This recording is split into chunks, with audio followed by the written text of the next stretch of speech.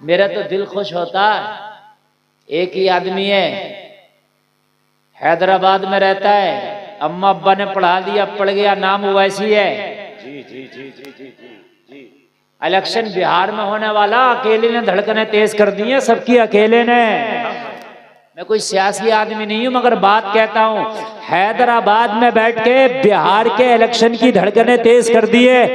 क्या चीज है जो धड़कनों को तेज कर रही है? सिर्फ मैं मानता हूं उसकी तालीम और उसकी काबिलियत है। वाह वाह वाह, सुभान अल्लाह सुभान अल्लाह। बेशक जिसने सबकी धड़कनों को तेज कर दिया। एक वैसी है तो हिंदुस्तान में सबकी धड़कनें तेज हैं। एक बैरिस्टर है, सबकी धड़कनें तेज है। खुदा की कसम, हर शहर में ऐसे 2-4 बैरिस्टर हो जाए, 2-4 वैसी हो जाए, तो आज तुझे गुलाम बनने की जरूरत नहीं है। कसम खा के कहता हूँ, पद तेरे पास होगा, कुर्सी तेरे पास होगी, तरक्की तेरे पास होगी। नारे तकबीर, नारे रिसालत। सुभान सुभान सिर्फ तालीम है, सुभान। बाकी बातों को मैं कुछ नहीं जानता। उससे ज्यादा मालदार पड़े हुए हैं लोग, समझ रहे हैं आप? उससे ज्यादा बड़े बाप की औलादा पड़ी हैं, लेकिन उसने धड़कनें तेज कर रखी हैं। कोई नौकरी मिली है उसे, जरूरत ही नहीं, सिर्फ तालीम है। मैं ये नहीं कह रहा हूं कि किसी का प्रचार कर रहा हूं, लेकिन बात जो है वो कह देना चाहिए। तालीम ने धड़कनें भी तेज की है और बात भी बड़ी खुल के करता बेबाकी से, मगर बात भी कानून के दायरे में करता। जी जी जी। बहुत से ऐसे बेवकूफ है, हमने यहाँ वाह वाह करा, फंस गए। ये ऐसा हो रहा है, फंस गए, पता ही नहीं है क्या क्या दिया। लेकिन उसको बोलने का सलीका और तमीज है, बोलता भी है, दायरे में रह के बोलता। लोग कहते हैं उसके खिलाफ मुकदमा क्यों नहीं होता? जी बेवकूफी है यार, वो बोलता पढ़ लिख के, मुकदमा तब होगा उसको पता है कि कौन सा जुमला कहां कैसे बोलना है, पढ़ा लिखा है, समझ रहे हैं? और ऐसे अगर हुआ हल्ला कर दोगे तो जाहिर सी बात फंस जाओगे। ठीक है, एक वकील है, वो सुप्रीम कोर्ट का, चीमा चीमा नाम है उसका, चीमा आखिर में आता है, हमारे रामपुर में आया था अभी।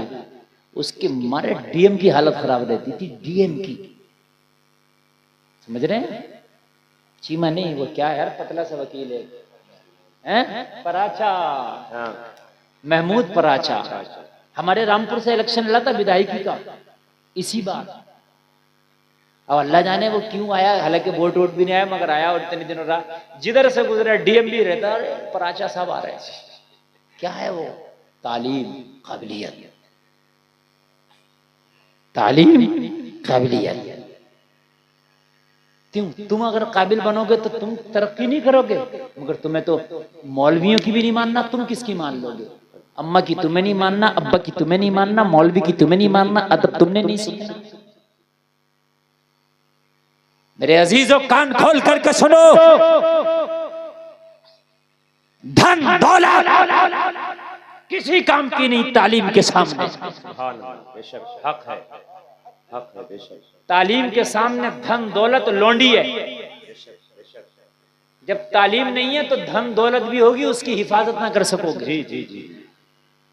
उमर बिन अब्दुल अजीज से किसी ने कहा, तू इतना बड़ा खलीफा है, कुछ धन दौलत तो जमा कर ले अपने बच्चों के लिए। उमर बिन अब्दुल अजीज ने कहा था, सुन, अगर मेरी औलाद नाअहल निकली, क्या निकली, क्या निकली? नाअहल निकली, नाअहल निकली, मैं धन दौलत जमा करके चला गया तो नाअहल औलाद एक ही झटके में मेरी धन दौलत जमा की ही उड़ा देगी, खत्म कर देगी, शराबों में पी जाएगी, जुआ में हार जाएगी, बर्बादी की नजर कर देगी। लोगों, देखा गया है वालिदैन ने धन दौलत को जमा किया, लेकिन औलाद नाअहल थी, शराब में खत्म कर दिया, जुआ में खत्म कर दिया, लुटा दिया, दौलत को उड़ा दिया। हमने देखा है अगर नाअहल औलाद हो तो ढेर बराबर दौलत भी तबाह बर्बाद कर देती है। उमर बिन अब्दुल अजीज ने कहा अगर मैंने धन दौलत को जमा किया, औलाद नाअहल निकली तो सबको तबाह कर देगी, तो जमा करने का कोई फायदा नहीं। और अगर मेरी औलाद अहल निकली, मेरी औलाद बासलीका निकली, तो मुझे जमा करने की जरूरत नहीं, औलाद खुद ही जमा कर लेगी। नारे तकबीर, नारे रिसालत, मसलके आला हजरत फैज़ाने फातिह बिलग्राम। फिर औलाद खुद कर लेगी। हक है, हक है।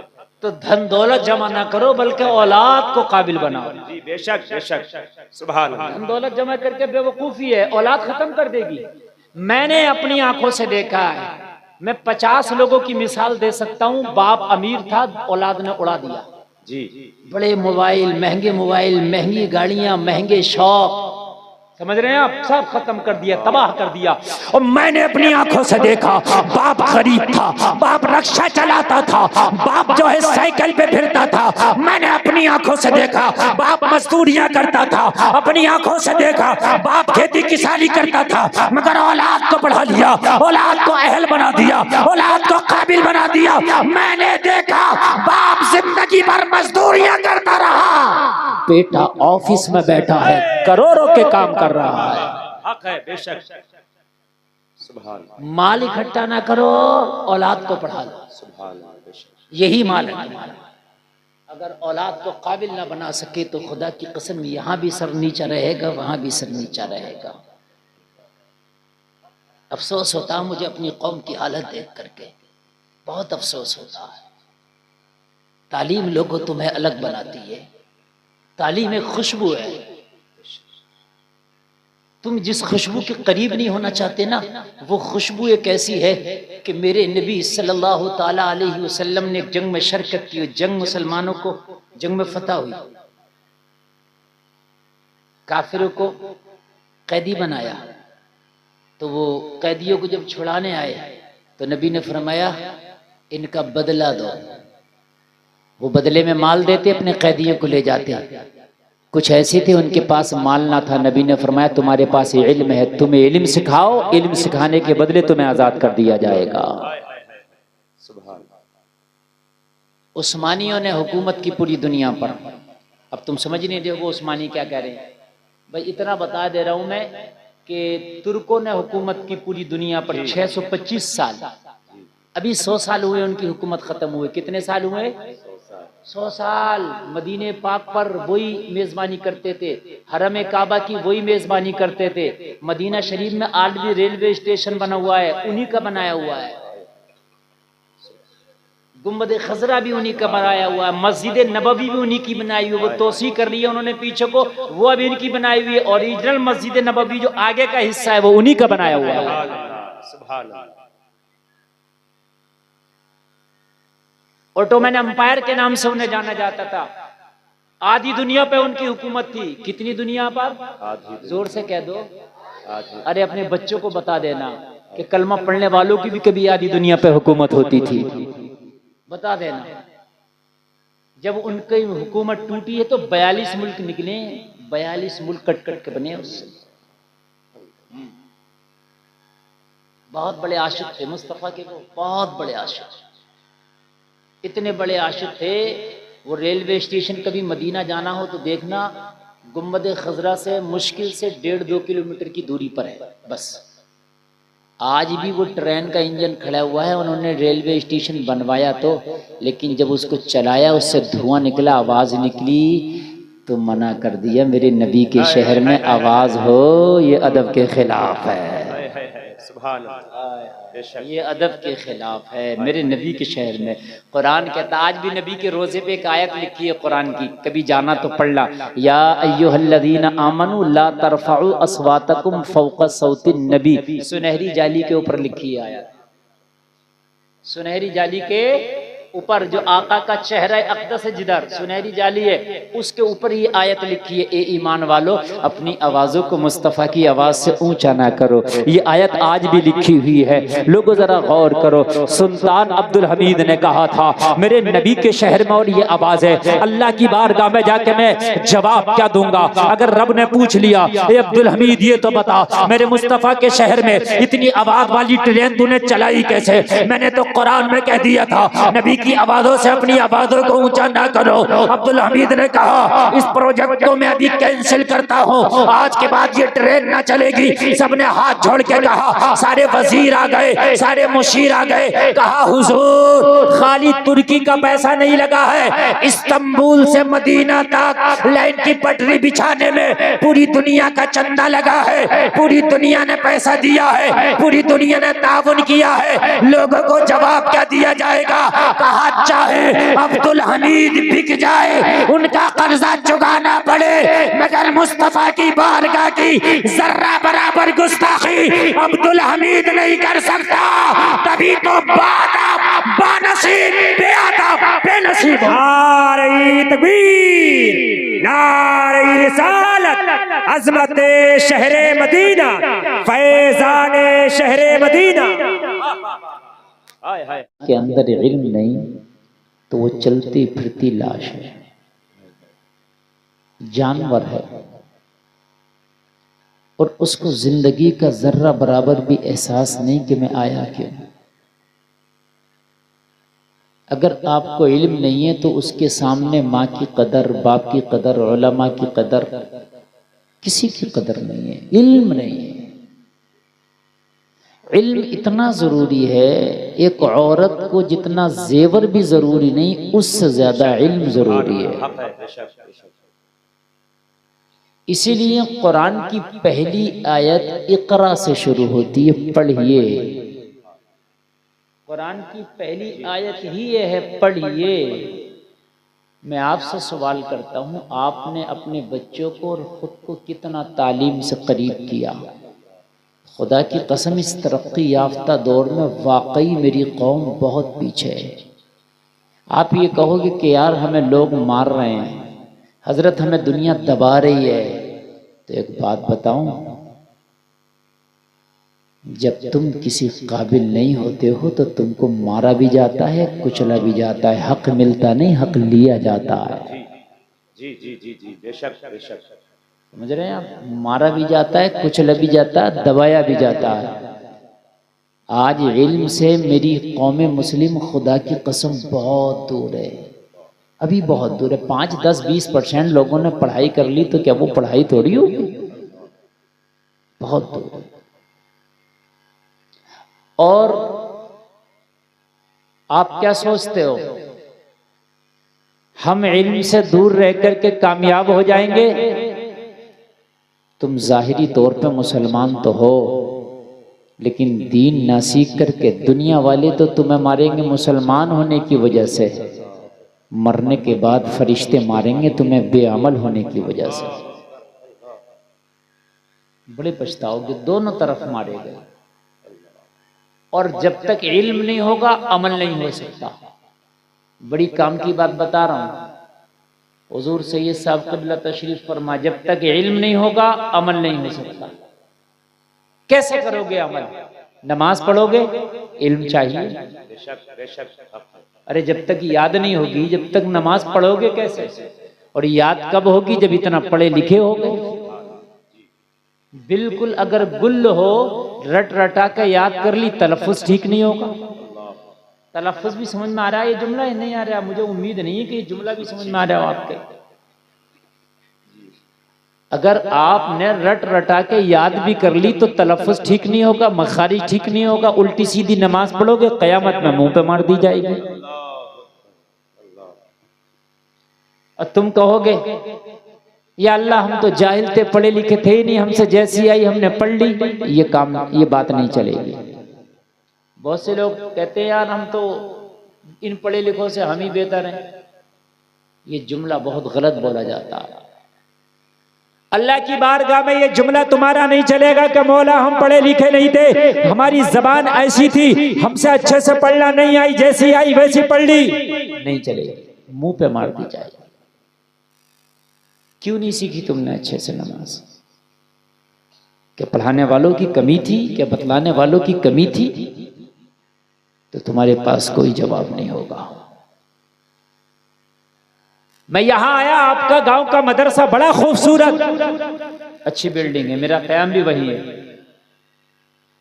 लेकिन तालीम से देखकर लग रहा है कि मदरसा सिर्फ बनाया है, मदरसे गए नहीं हो। बना लिया आपने, गए नहीं। मदरसे अगर चले जाते तो उसका सलीका ही कुछ अलग होता, अदब ही कुछ अलग होता। और कान खोल करके सुन लो, अगर तालीम से दूर रह गए, दुनिया तुम्हें गुलाम बना लेगी, दुनिया तुम्हें यरगमाल बना लेगी, मगर खुदा की कसम कामयाबी नहीं मिल सकती। कामयाबी इल्म से मिलती। मेरी कौम किधर है, बात समझ में नहीं आ रही है। तुम 30 करोड़ हो और तालीम का तुम्हारा हाल ये है कि अगर पढ़े लिखे काबिल लोग निकाले जाए ना तो 2 करोड़ मुश्किल से निकले। किसी ने मदरसा बना लिया तो बना लिया, बात खत्म, में पढ़ने नहीं जा रहे। अच्छा मैं करूं स्कूलों में ही पढ़ लो, पढ़ तो लो, अरे तालीम तो होगी कम से कम। कुछ दिन पहले दुनिया की सबसे ऊंची इमारत बनी जिसको बुर्ज खलीफा कहते हैं। बुर्ज खलीफा दुनिया की सबसे ऊंची इमारत बनी। जब वो बनी तो अपने वक्त की दुनिया की सबसे ऊंची इमारत थी। 300 इंजीनियर उसके अंदर काम कर रहे थे। कितने इंजीनियर? उन 300 इंजीनियरों में एक भी मुसलमान ना था। जो इमारत बन रही थी मुस्लिम कंट्री में, बनवाने वाले मुसलमान, पैसा लगाने वाले मुसलमान, मगर उसका स्ट्रक्चर बनाने वाला, उसका प्लान करने वाला एक भी मुसलमान ना था। हाँ थे उस टीम में मुसलमान, जो बुर्ज खलीफा बनी जो पूरी टीम थी उसमें थे मुसलमान, मगर जो इंजीनियर थे उनके बंगलों में जो पेड़ पौधे थे उनमें पानी डालने वाले मुसलमान थे। जो इंजीनियरों की गाड़ियां थी उन पर कपड़ा मारने वाले मुसलमान थे मुसलमान। उनके बेड और उनके कमरों की सफाई करने वाले मुसलमान थे। आप कहते हो हमें मिलता नहीं, यार खुशबू कहीं छुपती है। तुम कहते नौकरी नहीं मिलती, हमें कोई देता नहीं, हुकूमत नहीं देती हमें नौकरी। वो बेवकूफ है तेरी। हुकूमत दे किसे रही है नौकरी? वो किसे दे रही है मुझे बताओ। ये मेरी कौम का शिकवा गलत है कि हमें नौकरी पढ़ के क्या करेंगे, हमें नौकरी थोड़ी मिलेगी। नौकरी मिल किसा रही है, मगर सुन, खुशबू बिल्कुल कैद नहीं रह सकती। अगर तू तालीम याफ्ता है, अगर तेरे अंदर तालीम है तो तुझे नौकरी मांगने की जरूरत नहीं है। नौकरी तू लेने नहीं जाएगा, नौकरी तेरे पास तुझे लेने आएगी। जिंदाबाद जिंदाबाद, हक है, बेशक बेशक, नौकरी तुझे लेने आएगी, सुभान अल्लाह। नौकरी तू लेने नहीं जाएगा। ऑपरेटर साहब बेस कम करो, कॉलम का आवाज में। तुम कच्चे लोग बैठ गए, कच्चे। साउंड बहुत जबरदस्त है लेकिन कच्चे हो। मैं कई बार इस मिलन साउंड में बोला हूं लेकिन ये बहुत अच्छा बोलता। आज मुझे अजीब लग रहा है बोलने में, और मुझे अपनी आवाज खुद समझ में नहीं आ रही है। समझ में बात आ रही है कि नहीं आ रही है? नौकरी ढूंढने की जाने की जरूरत नहीं, अच्छे मौलवी की आज भी जरूरत है, अच्छे हाफिज की आज भी जरूरत है। मैं पूरे हिंदुस्तान में घूमता हूं, पूरे हिंदुस्तान में 2 साल हो गए, मुझे अभी तक अच्छा कारी नहीं मिल रहा। मुझे नहीं मिल रहा, तुम्हें कहां से मिल जाएगा? सरकार बिल्कुल कसम खा के कह रहा है अपने मदरसे में पढ़ाने के लिए। मुझे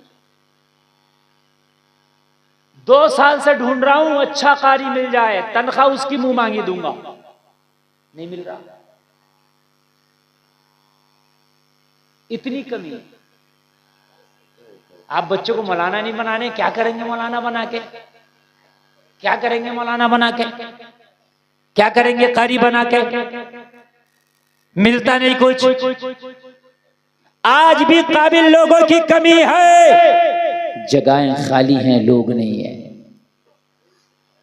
जगहें खाली हैं, लोग नहीं है। तो ये सोच के तो पढ़ो ही मत कि यार नौकरी मिलेगी।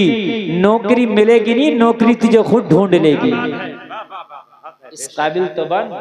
और शान, अगर तू पढ़ ना सका तो नौकरी तुझे नौकरी नहीं मिलेगी। तू नौकर बनेगा, और ऐसा नौकर बनेगा कि जमाने भर नौकर रह जाएगा। अपने आप को खुदा की कसम संभाल ले, तालीम याफ्ता हो जा, पढ़ ले, फिर तू देख तुझे नौकरी नहीं तुझे हुकूमत मिलेगी। सुभान अल्लाह।